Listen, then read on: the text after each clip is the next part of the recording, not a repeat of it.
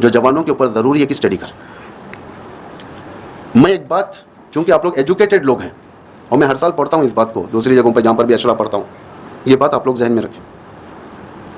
قاسم کا بدن کا اساسینیشن قاتل یزیدیت نے اس دور میں ایک ہی بار کیا, لیکن قاسم کا کیریکٹر اساسینیشن خود چاہنے والوں سے ہر سال ہوتا ہے. کیریکٹر اساسینیشن کیا ہے؟ تہمت, شادی کی تہمت, مہندی, یہ سب قاسم کا کیریکٹر اساسینیشن ہے. جبکہ نہ کربلا کے میدان میں شادی ہوئی, نہ قاسم دولہا بنے. العیاذ باللہ, العیاذ باللہ, خدا معاف کرے ہم سب کو. قاسم کی جو نسبت جس عورت سے دی جاتی ہے کبرا سے, کبرا حضرت قاسم کی بھابھی تھیں اور شوہر حسن مثنیٰ زندہ تھے. 10ویں صدی میں کربلا کے بعد 61ویں ہجری یعنی 10ویں سینچری میں مینیپولیشن اسلام کے اندر بہت ہوا. بہت سارے روایتوں کو گھسایا گیا, بہت سارے چیزوں کو ختم کیا گیا, بہت سارے یعنی لوگوں کو رلانے کے لیے نہ جانے کیا کیا کیا گیا.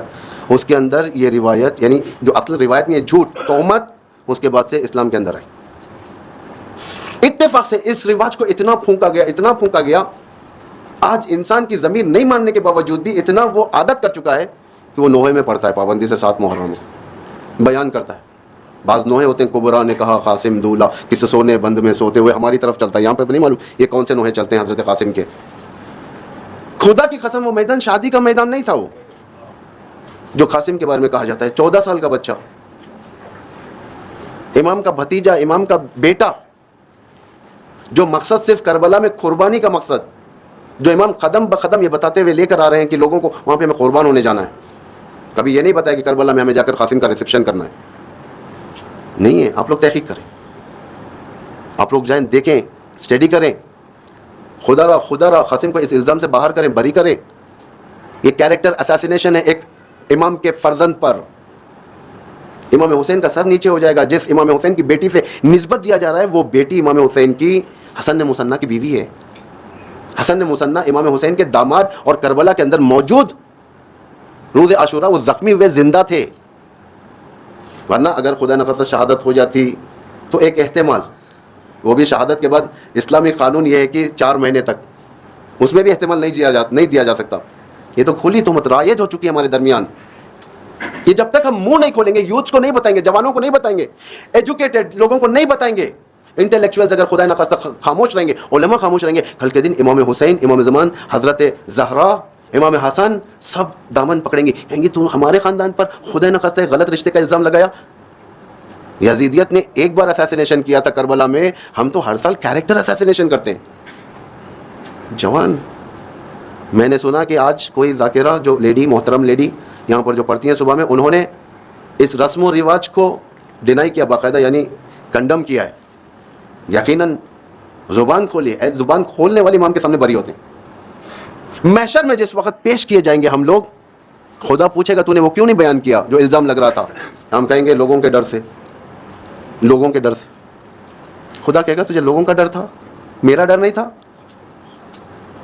امام زمان کل کے دن سوال کریں گے تو ہم کیا جواب دیں گے؟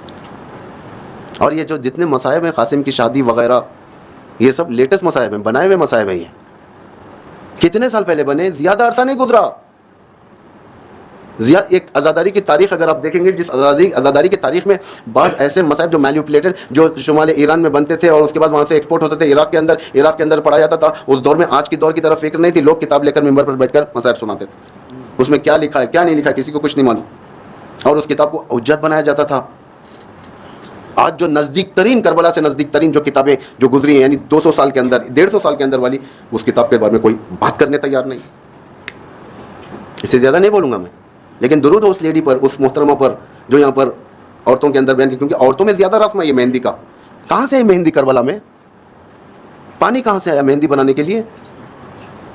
مہندی صرف پتے تو نہیں لگڑے جاتے. مہندی کی خصوصیت یہ کہ جتنا آپ گھسیں گے اتنا ہی مہندی. اور عرب میں دامادوں کے لیے مہندی کا رواج کہاں پر ہے؟ آپ تحقیق کریں. عرب میں آج بھی جو شادیاں ہوتی ہیں کہ وہاں پر مہندی لگائی جاتی ہے انڈیا پاکستان کی طرح, یا مہندی انڈیا سے گئی ہے, یا مہندی کہیں ایسی جگہ سے گئی ہے, مثلا انڈیا, سری لنکا, رسول کے امام حسین کے پاس کربلا بنا کر لے گئے, وہاں پر کربلا میں جا کر لگا دیا.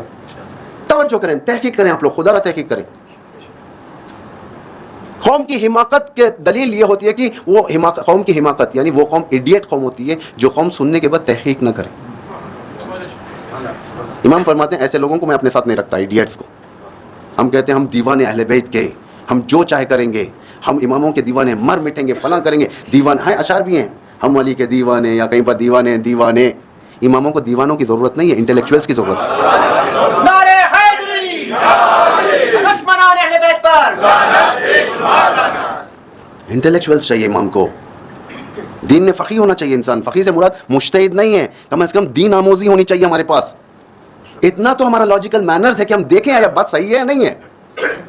اگر کوئی بات سنا دی جاتی ہے تو انسان تحقیق کرتا ہے کہ یہ بات صحیح ہے یا نہیں ہے, یا ہم ایسے ہی کسٹمز کی طور پر چلاتے ہوئے جا رہے ہیں کربلا کو. یہ روایتیں انقلاب کربلا کے اوپر ایک دھبا ہے, معلوم ہے لوگوں تک بات جاتی ہے, لیکن افسوس یہ ہوتا ہے کہ انسان اس کو ریپیٹ کریں. پھر بعض جگہ تو ایسے میں مجلس پڑھ کے اترا, یہ سب بیان کر کے نیچے وہی مہندی کا نوحہ شروع ہو گیا. ہمارا کام ہے وما علینا الا البلاغ المبین, علینا البلاغ علیک البلاغ وعلینا الحساب. اللہ کہہ رہا ہے تیرا کام ہے پہنچانا, حساب میں لے لوں گا. تحقیق کریں آپ لوگ, کالجز میں جانے والے, اسکول میں جانے والے, عورتیں, لڑکیاں